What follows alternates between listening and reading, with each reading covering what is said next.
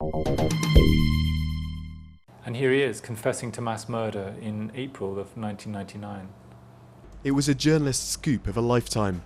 Photographer Nic Dunlop had made it his personal quest to try to find Duch, the former Khmer Rouge prison chief. On Monday, Duch will hear the verdict in his trial for war crimes, crimes against humanity, torture and premeditated murder, more than a decade after his sudden confession. It was strange because it was almost a continuation from the previous conversation. It was almost as though we were talking about something quite ordinary, as though it was the most normal thing in the world to talk about killing children and saying how sorry a person was for doing horrific things. Tol Slang is the prison Duch controlled. He's admitted overseeing the torture and execution of some 15,000 people here. The Khmer Rouge regime collapsed in 1979 after the invasion of Vietnamese forces, but a decade later rebels were still waging a bloody insurgency.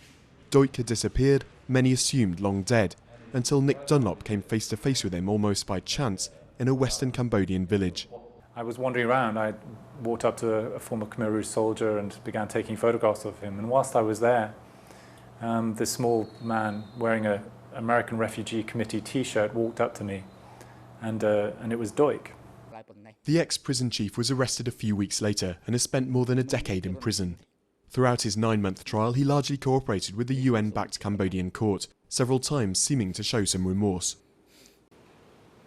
I would like to express my regrets